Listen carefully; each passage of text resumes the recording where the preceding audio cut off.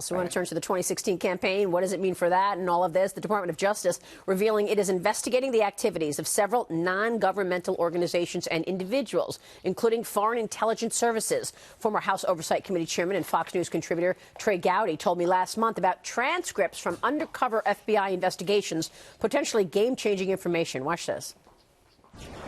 The FBI agent's conversations with George Papadopoulos is because when an FBI agent sends in informants to someone they're looking at, typically those conversations are recorded, right? Those people are wired.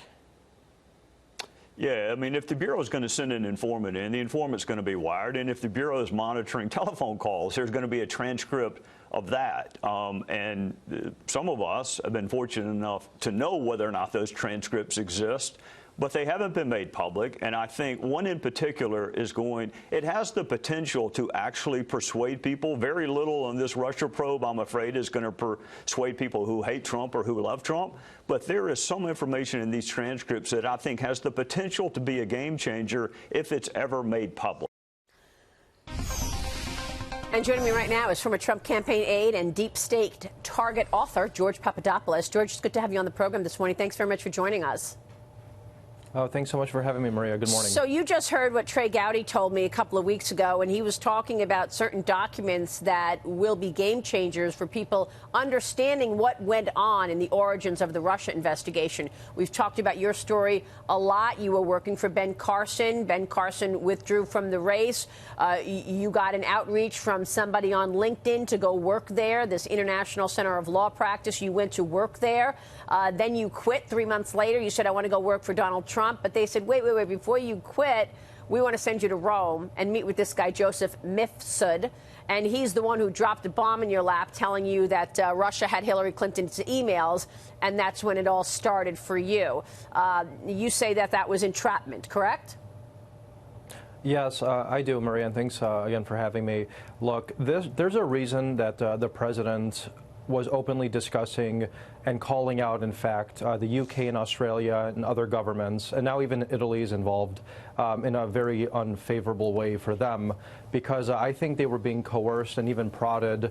I think the UK and Australia were willfully participating in this spying activity of Trump campaign associates abroad, and possibly even other campaigns and people who are involved with them who are living abroad. So I was working on the Ben Carson campaign initially. I was in London for a couple months while I was doing that, and while I was there, who turned up? The State Department. They were reaching out. They were inviting me to the U.S. Embassy in London. They wanted to know all about Dr. Ben Carson. I joined the Donald Trump campaign. Things become even more bizarre. The State Department comes out, the DIA, CIA. You have these informants. You have the Australians, the Italians, the British involved. So this was a pre-planned, well-orchestrated event that was aimed for one purpose, and I believe it was to assure that if Donald Trump was elected president, he'd be hampered, and that's what they tried to do for 2 years. That's incredible. So we just heard the Trey Gowdy soundbite talking about certain documents that could be game changers. You think you know what documents he's referring to. Can you tell us about it? Sure. Two things. The thing that actually was the most disturbing part of the Mueller report in my eyes was that Mueller confirmed that I was being spied on for my ties to the Israelis. I used to be in the energy business in Israel. I was promoting American companies like Noble Energy and Delic Group, who were operating in Israel and Cyprus, promoting American interests in the heartland of the Middle East, and assuring that Israel would end up becoming a major energy exporter. So that's what my career was all about. And I later find out that I'm being spied on. Now, this is why did I bring this up? Because I think in these transcripts, you're going to see meetings between myself and Stefan Halper and Alexander Downer, this Australian diplomat, who are essentially paying me money to learn more about the energy business in Israel, what American companies were up to, and how they were competing with British and Australian companies. So I believe that these transcripts, when they are revealed, you're going to see a lot of talk about Israel. That segment of the Mueller report is going to make a lot more sense, and it's going to clearly show that anybody who had an opposing view to the Obama administration or was promoting an agenda that was anathema to what they wanted was being targeted. It happened to me, it happened to Flynn, it happened to Manafort, and it should have never happened to an American. So when Mifsud first told you that Russia had Hillary Clinton's emails, there was an assumption that you were going to go back to Donald Trump and tell him that. Yeah, so what it looks like, and no, of course not. My job was nothing to do with dealing with rumors, and you know, I was a professional. I was working at the Hudson Institute for years in D.C. I was dealing with serious people. You hear rumors all the time. The last thing you're going to do is go around and start spreading these rumors.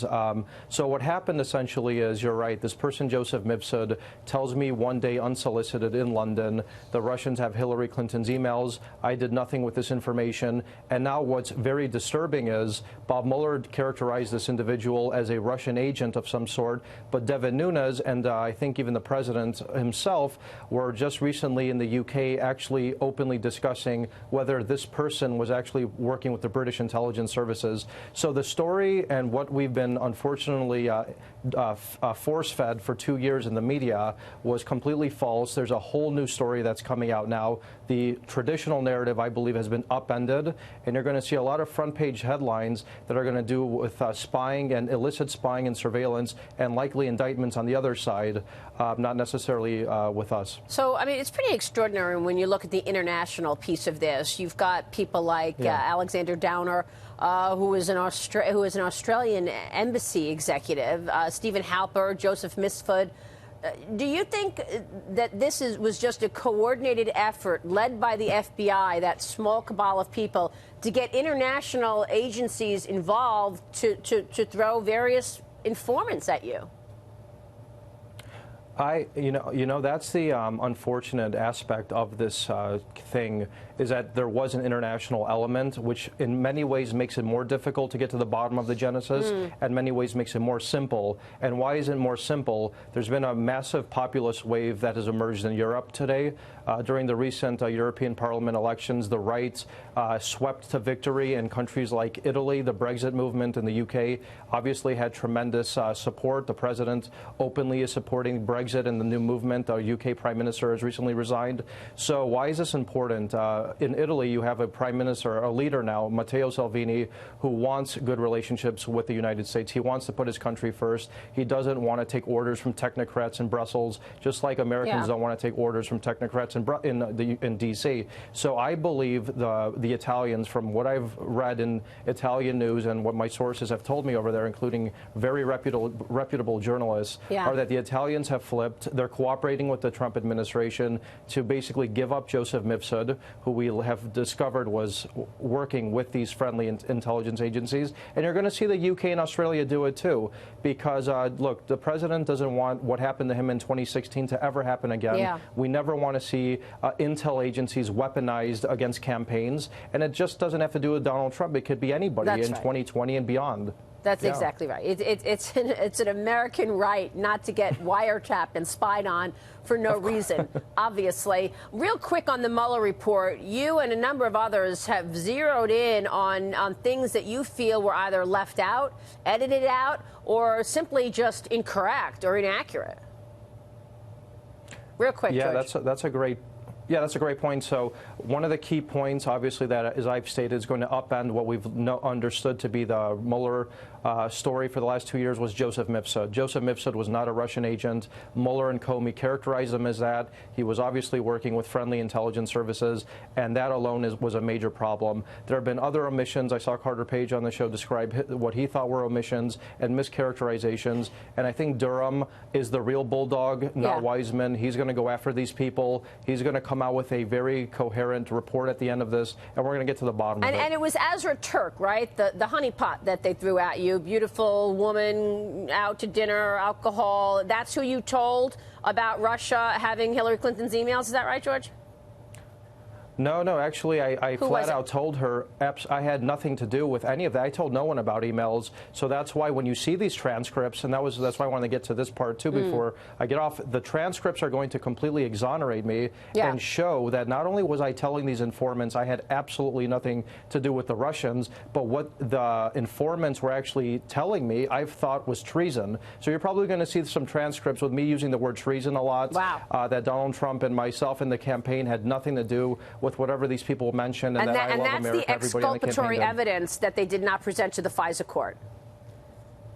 That's absolutely correct. They were cherry-picking strange information, and that's why you're likely going to see a conspiracy case on the other side. George, thanks so much. Very informative interview. Thanks so George much for having me. Papadopoulos joining us there.